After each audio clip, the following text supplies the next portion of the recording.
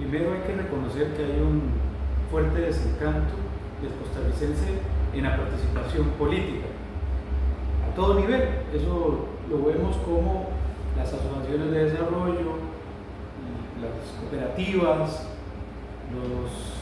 las juntas de salud, los comités de vecinos, ya cada vez carecen más de personas que participen en actividades de voluntariado y actividades comunitarias. Así que el desgaste que tiene la actividad política es a todo nivel, no solo a nivel de partidos políticos. Comprendiendo eso, podemos entender el fenómeno en general, y es que también estamos viviendo una era de cambio, un giro muy importante de cómo conocíamos la política, de cómo conocíamos la democracia en Costa Rica y en el mundo, y eso está produciendo una vorágine de cambios importantísimos y profundos. La era digital, las democracias liberales, por ejemplo, están viendo una revolución, y hay muy poca gente que está comprendiendo hacia dónde vamos.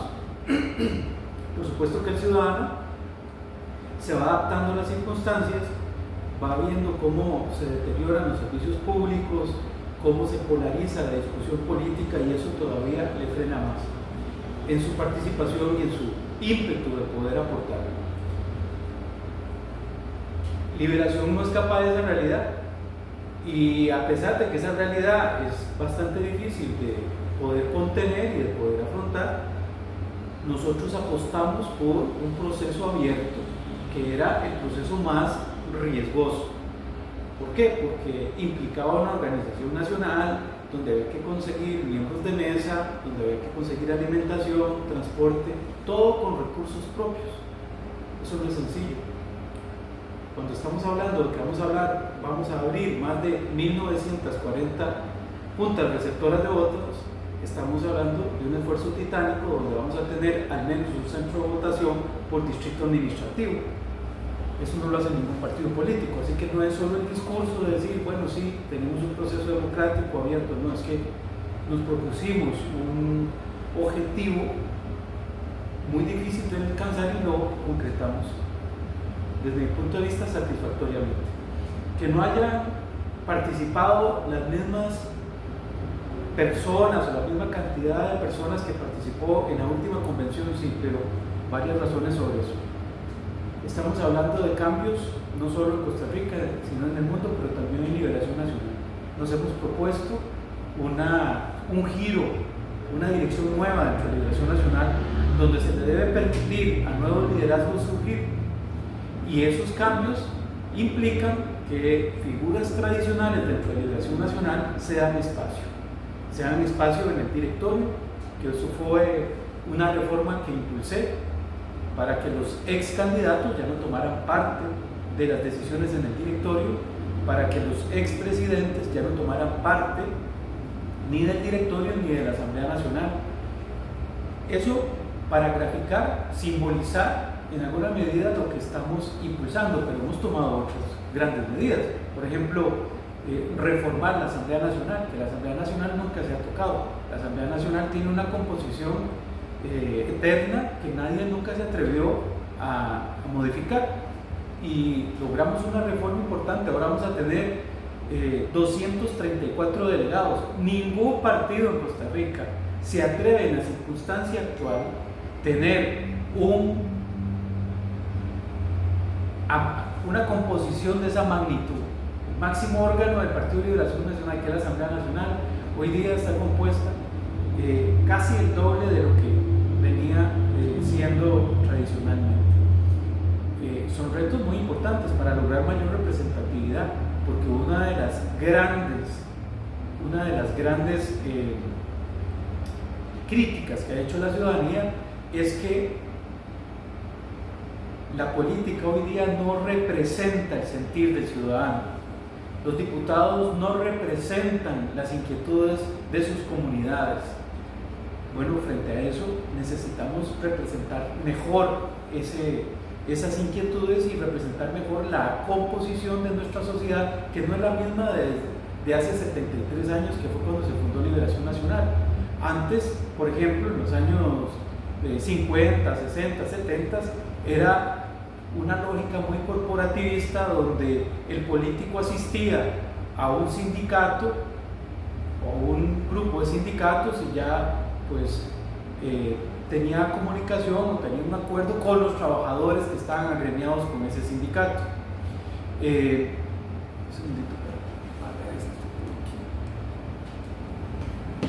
Y asimismo con los empresarios, por ejemplo, las cámaras empresariales eran las que hablaban en nombre del sector empresarial. Eso ya esa no es la realidad hoy en día. Hoy en día tenemos a personas con discapacidad organizados, tenemos activistas, por ejemplo, en ese sentido, en ese sector, en el sector ambiente, por ejemplo, en el sector ambiental hay activistas y tienen su agenda. El tema del cambio climático es un tema fundamental. ¿Y eso no va a dificultar un poco la discusión? Por supuesto que sí, es que es parte del desafío de los nuevos liderazgos. Hoy en día los liderazgos tienen que ser mucho más abiertos al diálogo, tienen que tener un esfuerzo mucho mayor para estar en contacto con más sectores, y eso es por lo que apostamos, por lo que mi generación cree y por lo que Liberación por muchos años se abstuvo de aceptar, de asumir y de aplicarlo en unas reformas internas que lo hiciera. Es hacer el oído más grande del Partido de Liberación Nacional, y solo nosotros estamos entendiendo el fenómeno. Los demás partidos, ¿qué hacen? Los demás partidos lo que tienen son reuniones secretas, reuniones entre unos pocos delegados para definir quiénes son los diputados, quiénes son sus candidatos a la presidencia. En cambio, Liberación Nacional tuvo un debate abierto a la opinión pública, donde todos sabían, ojo, que eso sabíamos que era un riesgo y una vulnerabilidad, pero lo aceptamos en el sentido de que la opinión pública se acercara a nuestra realidad interna. Entonces el debate nuestro fue abierto, nuestros precandidatos fueron a debates a medios de comunicación, nuestros problemas internos trascendieron, inclusive los problemas, las polémicas que tuvimos internamente llenaron los titulares de los diferentes medios. Entonces eso hace un partido moderno que quiere ver con otros ojos el siglo XXI. Por supuesto que nos falta camino, no hemos terminado, estamos empezando. Mucha gente me dice, pero ¿dónde están los resultados? Bueno, miren, es que tenemos poco más de 2 años de estar implementando. Desde que llegué yo a la Secretaría General empezamos a impulsar estas grandes reformas, y es muy poco tiempo para mover en una dirección a un partido político que tiene 73 años, ¿verdad? Sería mezquino no reconocer los esfuerzos que ha liderado incluso usted por renovar el partido, el tema del representante, la conformación del directorio político. Es correcto también los cambios que están haciendo, pero la gente no parece entenderlo así. Es muy difícil quitarle la idea al votante en general, incluso el liberacionista, de temas de cúpula, de temas de figuras de gastada. Y no se le puede negar, digamos, la participación en una celebración o del candidato ganador de figuras como don Leonardo Garnier, una reunión con el presidente del Congreso. Eso es parte del proceso democrático, pero con solo el hecho de hacer esas gestiones, el votante no lo está digiriendo bien, y yo no sé si ustedes qué pretenden hacer ante ese escenario también. Sí, y yo comprendo que haya cierta incredulidad, porque está justificada esa incredulidad. Liberación Nacional en las últimas campañas nacionales ha tenido un gran problema, me parece a mí el más importante de los problemas, y es la falta de credibilidad. Y esa falta de credibilidad tiene un origen, y es la falta de coherencia. Se dice una cosa y se hace otra, y esa falta de coherencia ha creado una desconfianza. Y por supuesto que la gente dice, bueno, mire, hacen cosas pero seguimos desconfiando, tienen que hacer mucho más. En ese proceso de mucho más estamos, y obviamente no es una tarea concluida. Logramos cumplir una serie de etapas en muy corto tiempo. El costarricense no escucha a ningún otro partido preocupado por modernizarse, ningún otro. Los demás partidos son partidos garay, todos. Bien, pero hablando de coherencia, quedó latente que Liberación, incluso su persona hizo todo el esfuerzo para servirle, digamos, el espacio, abrirle el espacio a llenar el camino al candidato ganador por el tema de la militancia, por ejemplo. Eso es coherencia, porque sí quedó reflejado. Meses atrás, semanas atrás, don Álvaro andaba buscando partidos, hacía reuniones con otros partidos. Más allá del discurso que haya tenido don Gilberto Jiménez, los otros candidatos que perdieron la convención, pero eso fue evidente. Y eso es congruente, lo que uno le pregunta. Sí, porque cuando yo hice el examen para comprobar los antecedentes de militancia de don Álvaro, hicimos un examen exhaustivo de los detalles. De pronto no lo sé, pero puede ser que anduviera buscando otro partido, en efecto, pero eso no lo deja fuera de Liberación Nacional. Lo que lo dejaba fuera de Liberación Nacional era, por ejemplo, que él ya fuera candidato en algún puesto en otro partido. Nosotros tenemos muchas figuras que permanentemente viven amenazando con que se van de Liberación, y vemos figuras inclusive que atacan a Liberación Nacional permanentemente. Por ejemplo, don Gilberto Jiménez, nada menos. Pero eso es como común. Se pasó toda la precampaña atacando a Liberación Nacional y queriendo ser el candidato de Liberación Nacional. Nacional. Es una estrategia. Bueno, pero una mala estrategia en el sentido de que ¿cómo voy a atacar a mi familia? Si voy a necesitar de mi familia, y además la familia que me ha dado, porque la familia liberacionista don Gilberto le dio mucho, por ejemplo. Entonces, ya que usted me pide un ejemplo claro y cercano, ese.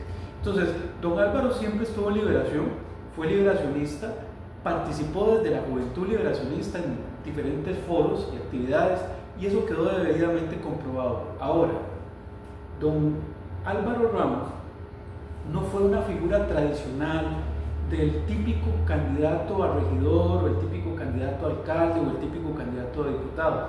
Él, en efecto, es una cara fresca, nueva, liberacionista. Su familia ha sido históricamente liberacionista.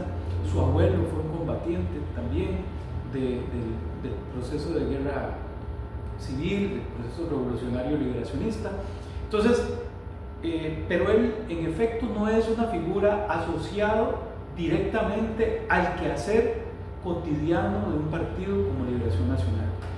Y ahí se produjo una serie de críticas por la visión tradicionalista nuestra interna, que siempre exige derecho de piso, que llaman.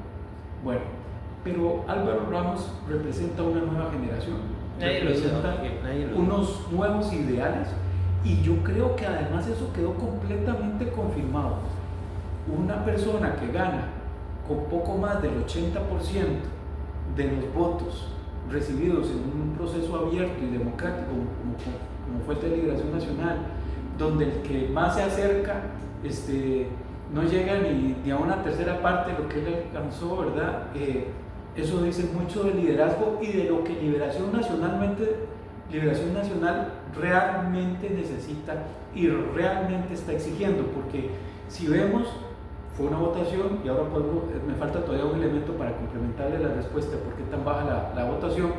Si vemos, es gente realmente liberacionista la que se acercó a votar y realmente convencida de que la persona que mejor encarna los ideales liberacionistas y lo que deberíamos de hacer para 2026 en la elección nacional es don Álvaro Ramos. Entonces, esa es la mejor encuesta. Hay un elemento que quisiera adicionarle a la primera pregunta, y es que hay que ver que en un proceso de cambio como el que está viviendo Liberación Nacional, yo siempre pongo el ejemplo de los cafetales. Cuando los cafetales bajan la producción, nuestros abuelos, nuestros padres, los que trabajaban en el campo, lo que hacían era podar las plantas y podar las matas que ya no producían, y tenían el almácigo, y entonces venía un nuevo periodo de recambio del cafetal. En ese periodo de recambio, obviamente la producción baja aún más. ¿Por qué? Porque las plantas están pequeñitas, todavía no producen lo suficiente, vienen abriéndose campo. Bueno, Liberación Nacional está haciendo un proceso de recambio, donde tuvimos 4 precandidatos que nunca han participado como candidatos nacionales. Eso obviamente hace que la cosecha baje, porque son desconocidos. La persona más conocida entre ellos alcanza más o menos un 15% del conocimiento de la población. Eso es bajísimo. pero es bajísimo. los conocidos son la gente que cuestionada. Bueno, la gente por eso ya no participaban, ¿verdad? Por eso ya no participaban y por eso mi esfuerzo de que estas figuras tradicionales o cuestionadas, o personas que han venido insistiendo una y otra vez en diferentes puestos y que la misma ciudadanía los rechaza porque no les vota, pues que se dan su espacio. Y no necesariamente el que de una u otra forma está desgastado es cuestionado, ¿verdad? Quiero hacer esa distinción. Simplemente la política produce un desgaste natural. Ahora, disculpe que le interrumpa. Ese impulso que usted lleva, esa labor de renovación, es evidente, le ha generado choque. Lo más evidente, bueno, con don Gilbert en campaña, con don Antonio Álvarez ha tenido alguna confrontación con don Johnny Araya. Aparte de estas figuras conocidas y de los choques conocidos a nivel público, hay alguien que ha presionado, que lo ha cuestionado, que ha tratado de arrinconarlo por el proceso de cambio que está impulsando a nivel interno. Muchas personas, pero yo trato de no prestar atención a eso porque es pensar más en el obstáculo que en la meta. Obviamente cuando uno trata de plantear un proceso de reforma interna en un partido que tiene además que ver con variar el marco de referencia moral, que esto es fundamental. Hoy día hablamos de la política de una manera muy superficial y dejamos de hablar de la política como se debe hablar de política. La política primero debe abordarse en un componente esencial, que es el componente moral y ético. Y esto no tiene que ver, como mucha gente cree, en portarse bien o portarse mal. La ética es cambiar la conducta, la forma en que se aborda el pensar político y el quehacer político. Y eso se dejó de hacer en los partidos, se dejó de reflexionar sobre eso. Entonces, cuando yo, por ejemplo, planteé el tema del nepotismo, cuando comencé a traer la crítica de la opinión pública que decía, mire, ya no queremos que los hijos del exdiputado, el diputado ponga a su esposa, o el hijo ponga al papá, o entre esposos se hereden los cargos. Cuando yo planteé eso, en Liberación nunca se había planteado, y en ningún otro partido se había planteado esa polémica.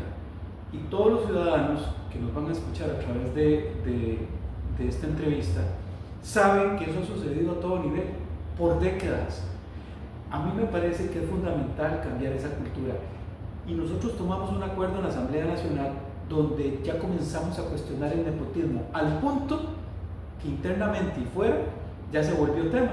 Por ejemplo, hoy día en el PAC están planteando la posibilidad, algunas personas, supongo que no todas, de que la esposa de un expresidente sea la candidata. Volvemos a lo mismo. Don Miguel, pero también Liberación, obviamente no hay procesos perfectos. Yo vi en redes sociales a don Gustavo Viale.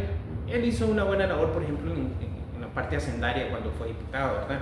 O sea, lo he cuestionado por una visita a una casa, no viene el caso, pero es de la casta de Viale. Aparece algo más en redes sociales de los Nicolás en Punta Arenas. Aparece algo en redes sociales, no sé qué tan cierto es, que doña Dinora pretende impulsar a su hija, no me consta. Pero si bien es cierto, las figuras probablemente no van a ser o no van a inspirar a una candidatura a diputado, en este caso que venga, parecieran estar detrás del movimiento y la gente también lo ve. Detrás de alguna posible candidatura, están organizando estructuras probablemente. Eso cuesta, eso todavía... Es que es un tema cultural, es un tema que en la vida nacional, en la vida política nacional costarricense, se ha arrastrado por décadas.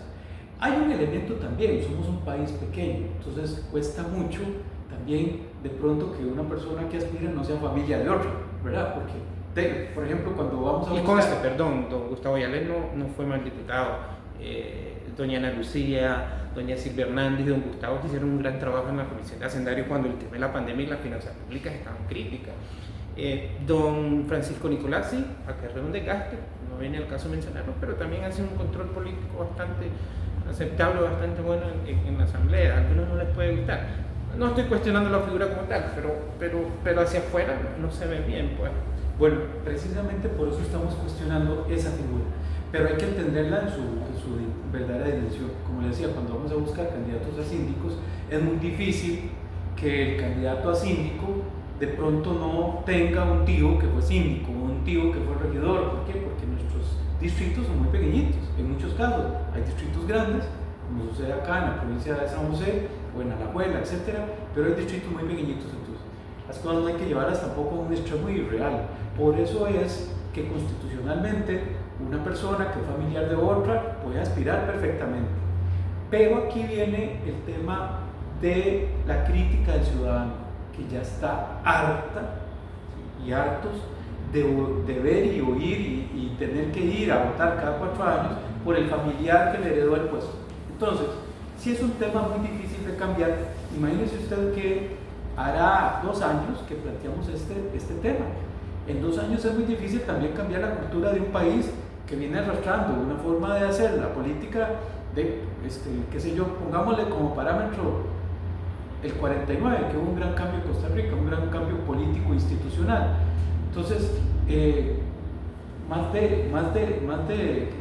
todavía no llegamos a los 80 años, digamos, pero ya teníamos una tradición política que viene acumulando esa forma de hacer. Por eso es que hoy día sobre lo que quiero insistir es sobre un marco distinto de referencia moral y ético para que nos permita, si bien no se le puede prohibir al sobrino de alguien o al hijo de alguien o al esposo de alguien asumir un cargo público o asumir un cargo de elección popular, internamente podemos tomar medidas.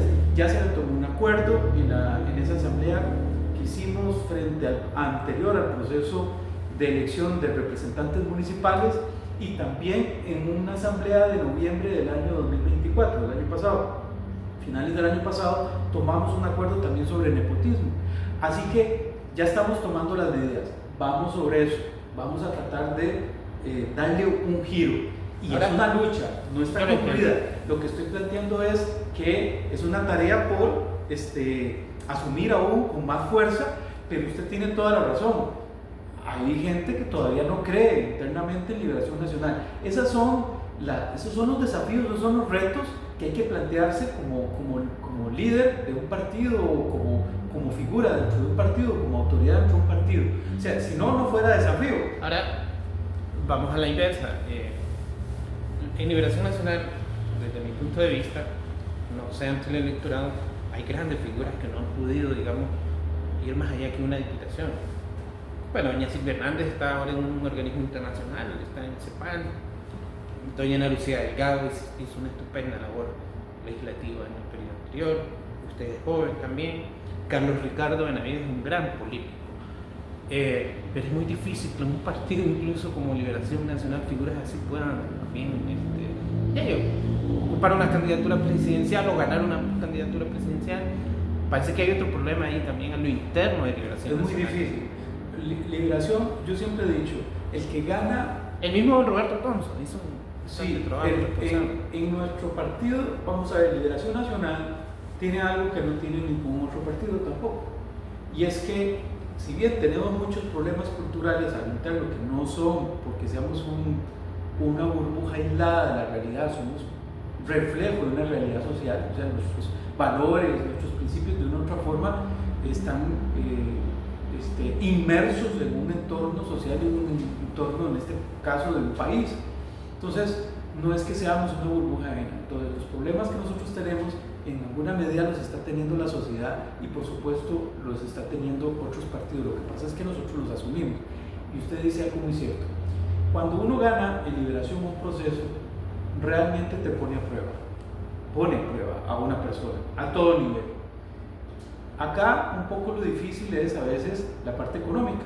Por ejemplo, una de las razones por las cuales no asistió tanta gente como pudo haber asistido hace 4 años a la convención es por un tema de recursos. Por ejemplo, no podemos pedirle a 4 nuevas figuras que tengan suficiente dinero para financiar campañas nacionales, ¿verdad? Eso es muy caro.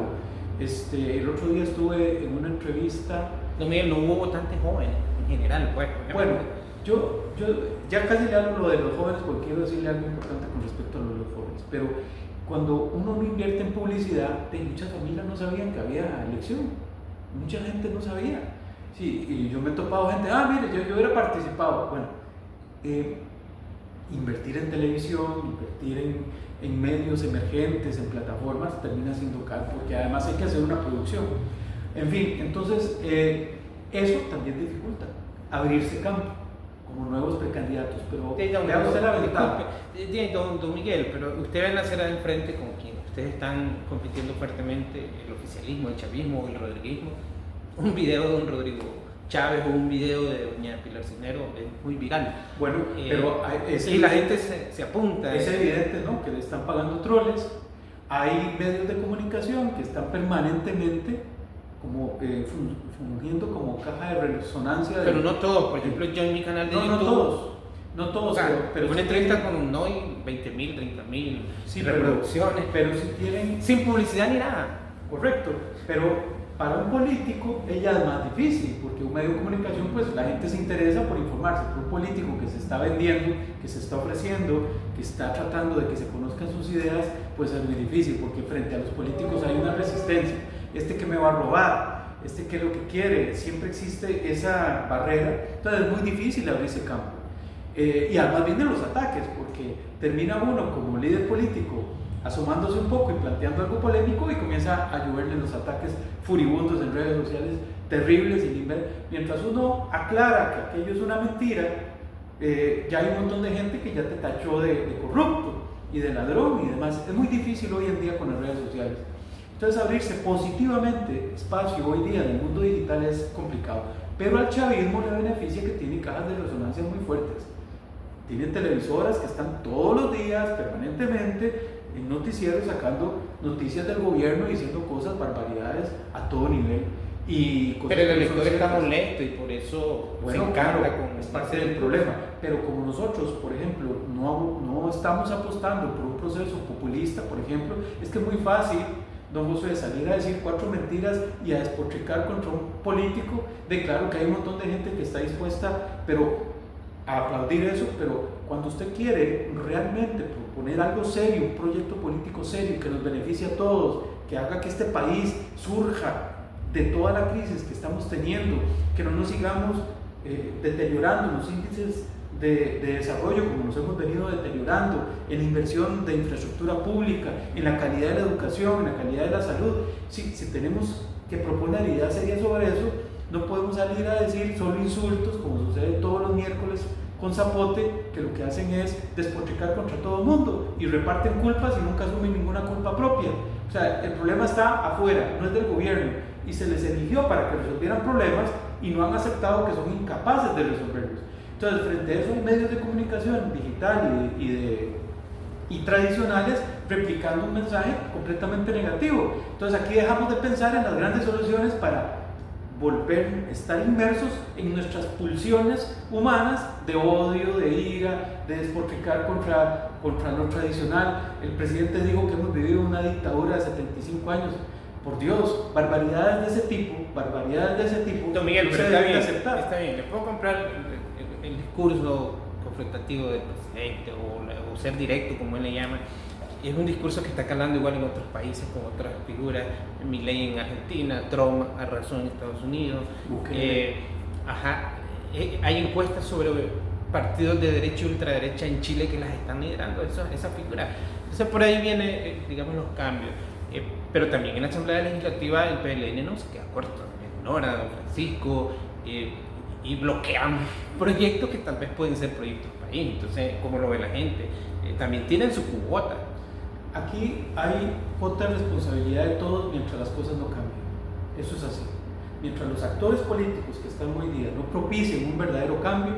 El otro día me decía un costarricense que me topé por ahí: yo estoy de acuerdo con todo lo que se está haciendo en Liberación y me gusta ese nuevo candidato que ustedes acaban de elegir y me gusta que están tratando de meter a la vida interna política y a la vida nacional nuevas figuras. Pero eso, ¿cuándo me va a dar de comer a mí? ¿O cuándo eso me va a hacer que yo pueda comprarme mi casa? Tiene toda la razón. Mientras las cosas no cambien para bien, definitivamente todos los actores que están hoy día ocupando puestos de relevancia son, en alguna medida, responsables. todos, por parejo, de todos los partidos, porque la gente lo que quiere es que se solucionen las cosas, no que digan yo lo intenté o yo tuve la voluntad de hacerlo. No, es que con la voluntad de hacerlo no logramos nada. No, ¿qué cambió? Y el político, el verdadero líder político, debe buscar transformaciones, y no solo debe buscarlas, debe lograrlas, porque si no, entonces no está cumpliendo con su labor. Entonces, en efecto, sí hay que reconocer que en alguna medida nosotros tenemos esa responsabilidad frente a la realidad histórica y ante la ciudadanía que pide cambios, y pronto, porque hoy día todo el mundo quiere cambios ya. O sea, nadie quiere procesos a largo plazo, de 20, 30 años. Todo el mundo quiere tener la carretera bonita ya, el puente listo ya, el Levi's abierto ya, el chiquito estudiando en Harvard ya. Es difícil, pero esa es nuestra realidad, y frente a eso el líder político tiene que adaptarse, no al revés. No el ciudadano exige en una democracia, porque si viviéramos en una dictadura las reglas del juego son otras, pero en una democracia el líder político tiene que asumir el reto de buscar esos cambios con la velocidad que el ciudadano los exige. Entonces sí somos responsables, pero nadie más responsable que el presidente. Se le eligió para resolver. No hay un solo problema político importante en nuestro país, un solo problema, ni uno, que el actual gobierno haya solucionado. El otro día escuché a doña Pilar con gran preocupación y decía que ellos quieren 40 diputados, y ellos quieren 40 diputados, dicen que para hacer calles, puentes, y yo dije, 40 diputados para hacer calles y puentes, cuando nuestra gente está dejando de tener empleos dignos, cuando nuestra gente está viendo cómo se van las empresas del país, cómo hemos dejado de tener oportunidades. Reformas constitucionales, ¿para qué? ¿Para darle más poder a quién? ¿Para concentrar el poder en Rodrigo Chávez y en Pilar? Esa no es nuestra tradición. Pero la gente está comprando el discurso, una masa. Yo creo que lo que están comprando es el enojo, pero no estoy convencido de que el costarricense diga, sí, yo quiero a Chávez gobernando durante 30 años en una dictadura como tenemos ahora. Pero tampoco ellos lo están proponiendo. Como ha pasado en Cuba, claro que lo están proponiendo, porque la gente, las emociones fuertes ciegan, las emociones, la ira, por ejemplo, el enojo, el desencanto, todas esas emociones ciegan y no permiten que la sensatez y la racionalidad se impongan. Pero yo sé que sí. Don Miguel, ¿y cómo se construye una dictadura de 20 y 30 años en un país sin ejército, por ejemplo? Pero tenemos, hoy día es... Pregunto. Vamos a ver, en Venezuela, por ejemplo, los cúmulos de poder... En Venezuela, por ejemplo, si bien el ejército ha acompañado al régimen chavista y al régimen de Maduro, ellos no llegan por golpe de Estado, o sea, ellos llegan por una elección democrática. Pero se sostienen por las armas. Bueno, se sostienen, pero llegaron ahí y ahí comenzaron a... Entonces, yo no creo que sea sigo convencido de que nuestra institucionalidad es suficientemente fuerte, pero si tienen 40 diputados para reformar la constitución política, fácilmente se puede instaurar una dictadura. Se hacen las reformas, ¿verdad? De que, por ejemplo, el continuismo en la presidencia, donde se pueda hacer una elección continua permanente, ¿verdad? Hoy tenemos que el presidente termine sus 4 años, hemos apostado en nuestra tradición democrática la alternancia en el poder, que una persona no se atornille en el poder. Dentro de las cosas que yo he venido cuestionando dentro de Liberación es que hay gente que se atornilla al poder, ¿verdad? Por ejemplo, cuando promovimos la reforma para que los alcaldes tuvieran solo 2 periodos, eso fue una gran polémica dentro de Liberación Nacional y generó un gran malestar, pero era necesario. ¿Por qué? Porque la tradición democrática nuestra dice, sí, si una persona es buena, la reelegimos, pero la reelegimos 2 veces. Y después que venga alguien más, que venga una figura fresca. ¿Por qué? ¿Qué pasa cuando una persona se atornilla al poder? Por ejemplo, a la presidencia de la República, por más de 2 periodos continuos. Bueno, va a comenzar a crear una red clientelar indefectiblemente a su alrededor, y con base en eso se va a crear también una red de corrupción. Ese es un problema que lo hemos tenido en la América Latina y en el mundo, y está suficientemente documentado y estudiado. Entonces, no es bueno para ninguna sociedad, que se incruste un político permanentemente en el poder. Lo tenemos aquí cerca en Nicaragua, si no tenemos ese ejemplo y no lo vemos de lo que puede pasarnos, donde a una persona simplemente se le mete a la cárcel sin ningún proceso. Hoy día Trump está mandando inmigrantes los tenemos aquí en el Catén, los Miguel, tenemos pero- en la zona sur. Entonces, esos regímenes, cuando el descontento, que también lo hay en Estados Unidos, porque mucha gente que vive en pobreza y que quedó desempleada después del proceso, por ejemplo, de que muchas empresas migraron a construir sus carros, por ejemplo, se fueron de Detroit y demás, muchos norteamericanos se quedaron sin trabajo, han visto disminuir su calidad de vida, la riqueza se ha concentrado en una pequeña élite y bueno, eso ha causado en efecto el fenómeno Trump en muchos sentidos y lo ha causado aquí el tema de Rodrigo Chávez. Entonces, pero uno no puede apagar el fuego con gasolina, o sea, no quiere decir que nuestros problemas se van a solucionar con menos democracia o con menos institucionalidad o con permitir que una persona siga en el poder porque sí. Rodrigo Chávez fue incapaz de solucionar un solo problema, aunque le den 40 diputados, no va a hacer otra cosa que hundir más al país y destruir más la democracia. ¿Por qué es un